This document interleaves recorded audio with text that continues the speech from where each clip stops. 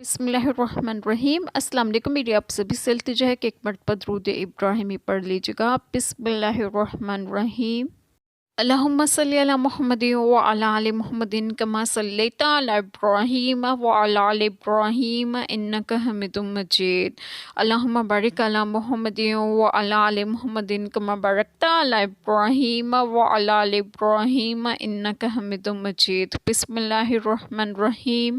اور ڈریں وہ لوگ کہ اگر اپنے بعد ناتوان اولاد چھوڑتے تو ان کا کیسا انہیں خطرہ ہوتا، تو چاہیے کہ اللہ سے ڈریں اور سیدھی بات کریں۔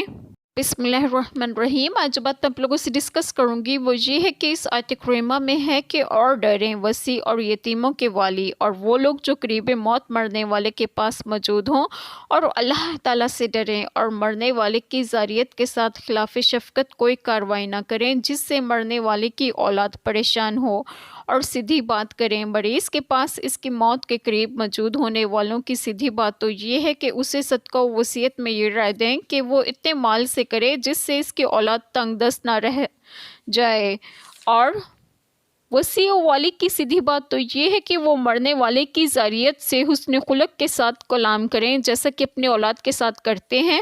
اللہ تعالیٰ ہم سب کے تمام گناہوں کو معاف فرمائے اور ہمیں صراط مستقیم کی راہ پر گامزن کریں، اور آپ سب کو آپ کے گھروں میں خوش و خرم رکھیں اور صحت و تندرستگی بھی دیں۔ آمین۔ جزاک اللہ خیر۔